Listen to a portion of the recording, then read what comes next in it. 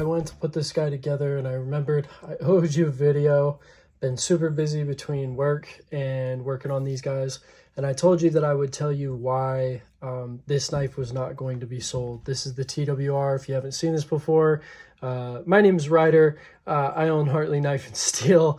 And I made this knife a little while ago and I decided that it wouldn't be sold. It has an edge on it now, but I'm going to go over some of why it cannot be sold. So I think probably the biggest thing is actually the handles, and we'll just go over it now. So the reason that this guy would not be sold, and this isn't not the right hardware, but it's close enough, is because it was supposed to take this sort of hardware, and that would fit, you know, pretty well into these holes. In fact, it might have been monkey edge that I was going for.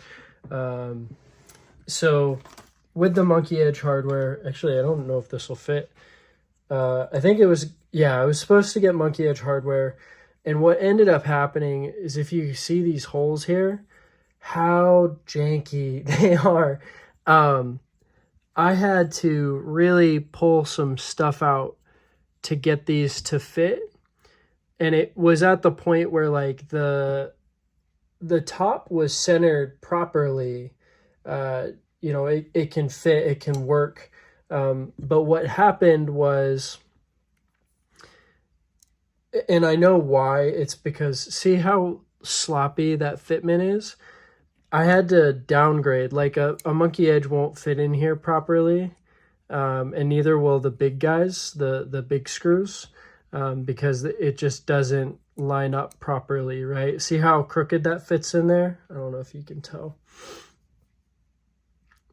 So that's kind of what happens. If it sits straight, it pulls everything off center, right?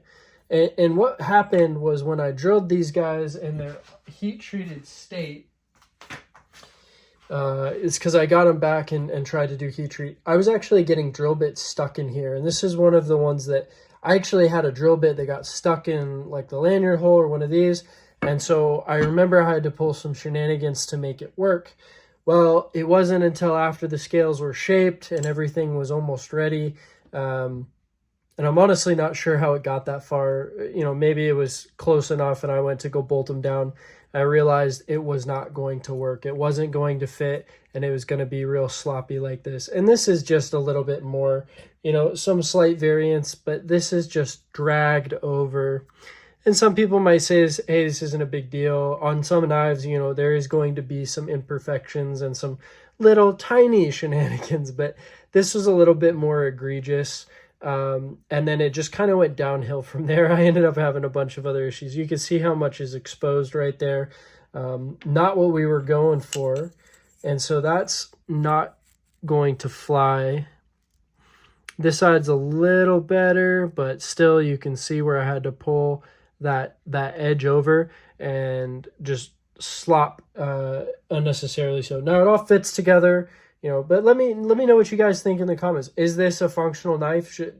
Should I be selling it? I'm a little bit attached to it now, if I'm being 100% honest. So the way that I solved it was I dragged those holes over, and I used this thin hardware, which has a lower torque point, right? Like, it's not going to be able to hold as much weight. And this fits in quite nicely. And it goes through, but you can see where it comes out, right? So we're just barely able to screw into that without having to remake the scales on here entirely.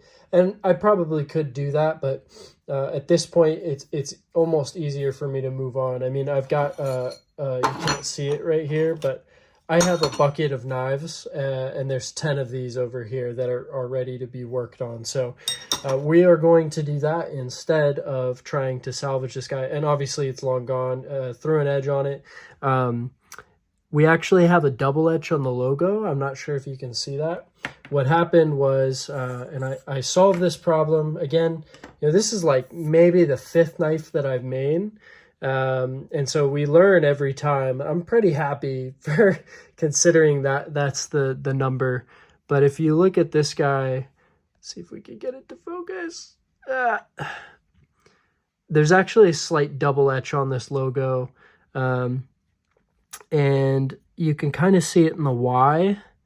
there's just a little hint of a double edge. I actually did manage to get most of it out. But again, little imperfections like that are not what I'm in the business of. There's a little bit of a tape stain here from when I was etching. And now I surface grind after I get to this point so that that doesn't happen. So those are the big ones. Those are the big errors on this guy. There's also some grind lines in the finish that I wasn't super pleased with. But I really like that brushed finish. I know my hands are all oily. It's because I've been doing assembly stuff and oiling knives, but you can see that nice brushed finish with the stone wash over top. So let me know what you guys think.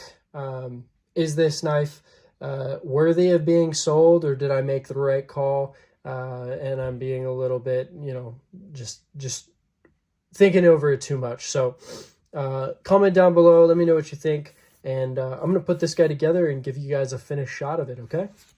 All right, guys, so here it is. I noticed one more flaw while I was putting it together. If you see that little sliver of metal sticking out, that is not supposed to be there. That is an error.